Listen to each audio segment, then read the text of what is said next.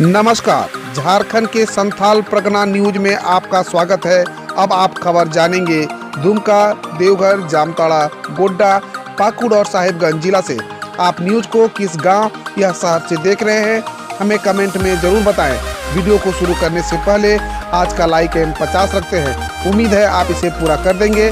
तो चलिए जानते हैं शाम तक का मुख्य समाचार।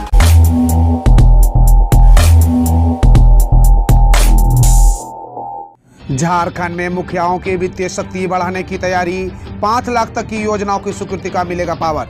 झारखंड में मुखियाओं की वित्तीय शक्ति फिर बढ़ेगी। लाभुक समिति के माध्यम से योजना की स्वीकृति देने की अधिक सीमा बढ़ाई जाएगी। राज्य सरकार पूर्व की भांति मुखियाओं को 5 लाख तक की योजना की स्वीकृति देने पर विचार कर रही है।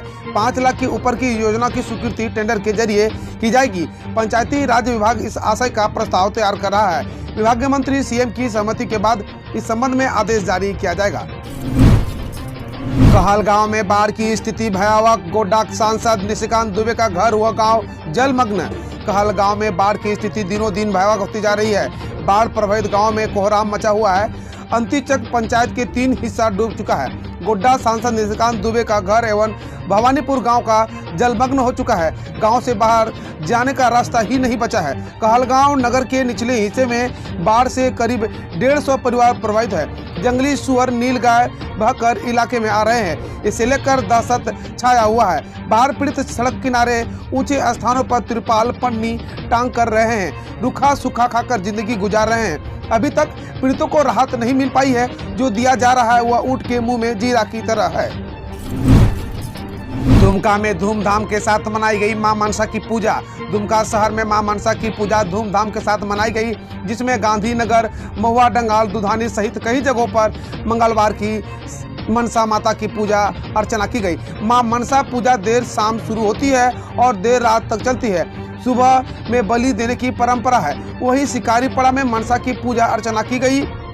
वही शिकारीपड़ा के कुमारपड़ा में प्रतिमा स्थापित की गई है। पूजा रीति रिवाज के अनुसार रविवार से ही प्रारंभ की गई है। देवघर एयरपोर्ट की तेज हुई नामकरण की राजनीति। मुख्यमंत्री की मांग के बाद सामने आए सिद्धू कानू के वंशज, मांगा उचित सम्मान। देवघर में नवनिर्मित हवाई अड्डा अभी चालू नहीं हुआ है, लेकिन राजनीतिक उड़ान भर रही है। इस एयरपोर्ट का नामकरण पहले से ही अटल बिहारी वाजपेयी के नाम पर हो चुका है, लेकिन अब इसे बदलाव की मांग उठ रही है। मुख्यमंत्री हेमंत सोरेन ने हवाई अड्डा का नाम बाबा बैद्यनाथ धाम करने की मांग की है। अब संथाल विद्रोह के नायक बंधु सिद्धू कानू के वंशज ने अपनी मांग जग जाहिर की है। चाहते हैं कि सिद्धू कानू के नाम पर हो हवाई अड्डा। इस नामकरण की राजनीति का गेंद अब केंद्र सरकार के पाले में है। उसे ही निर्णय लेना है। इस हवाई अड्डा का शिलान्यास 25 मई 2018 को प्रधानमंत्री नरेंद्र मोदी ने धनबाद के सिंदरी से ऑनलाइन किया था। अब चालू होने के लिए बनकर तैयार है। साहिबगंज में बाढ़ प्रभावित क्षेत्रों का जायजा लेने पहुंचे झारखंड के अधिकारी, जल्द राहत पहुंचाने का दिया निर्देश। झारखंड सीएम हेमंत सोरेन के निर्देश के आलोक में मंगलवार को राज्य के सचिव स्तर के अधिकारियों ने साहिबगंज के बाढ़ प्रभावित क्षेत्रों का निरीक्षण किया। इस दौरान जिले के अधिकारियों को बाढ़ प्रभावित लोगों को जल्द से जल्द राहत पहुंचाने का निर्देश दिया। साहिबगंज के बाढ़ प्रभावित क्षेत्रों का राज्य के आपदा प्रबंधन विभाग के सचिव अमिताभ कौशल, जल संसाधन विभाग के सचिव प्रशांत कुमार तथा कृषि विभाग एवं भूमि संरक्षण निदेशक सुभाष सिंह ने संयुक्त रूप से निरीक्षण किया। इस दौरान अधिकारियों ने साहिबगंज में गंगा नदी में बाढ़ से उत्पन्न संकट की स्थिति की समीक्षा भी की। झारखंड के 80 उत्कृष्ट विद्यालयों में टीजीटी, पीजीटी शिक्षकों की प्रतिनियुक्ति स्थगित।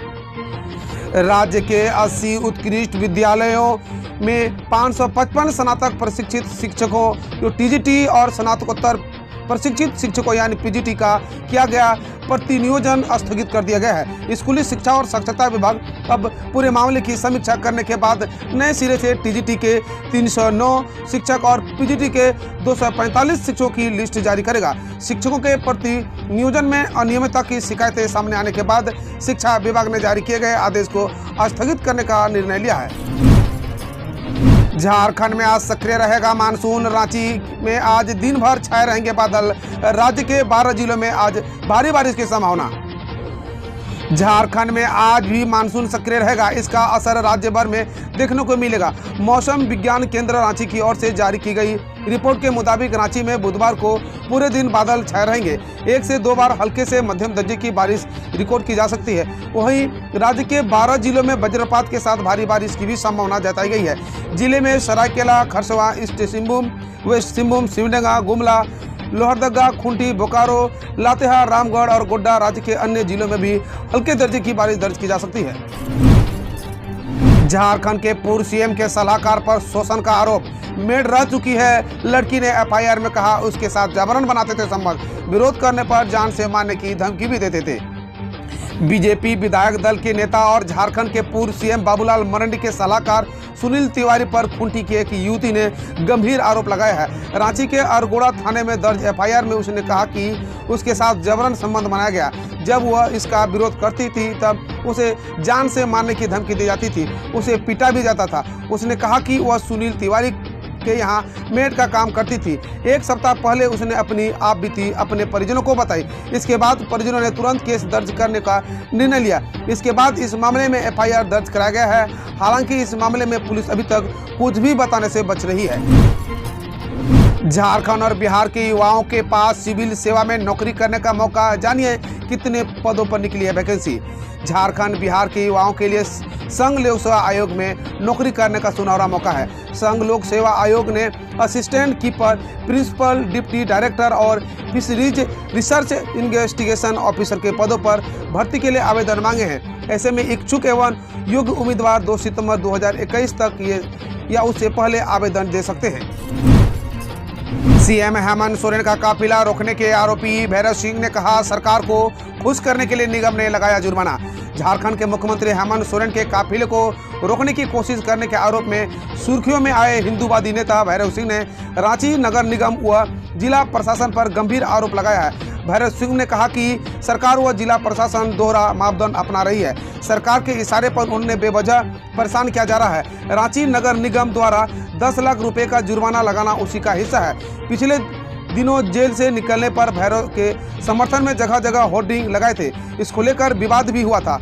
अब रांची नगर निगम ने होर्डिंग लगाने के मामले में संज्ञान लेते हुए भैरव सिंह पर 10 लाख रुपए का जुर्माना लगाया है। भैरव ने कहा कि उसके समर्थकों ने होर्डिंग लगाए। शहर में आए दिन होर्डिंग लगाते हैं, लेकिन कार्रवाई सिर्फ मेरे खिलाफ क्यों हो रही है। उन्होंने कहा कि सरकार और जिला प्रशासन के रवैये को रांची की जनता समझ रही है, लोगों में गुस्सा है। हम रोज ऐसे ही न्यूज लाते रहेंगे, तो यदि आपने अभी तक क्लीन न्यूज को सब्सक्राइब नहीं किया है तो पहले फटाफट सब्सक्राइब कर लें, साथ ही बेल आइकन को दबा दें ताकि कोई अपडेट मिस ना हो।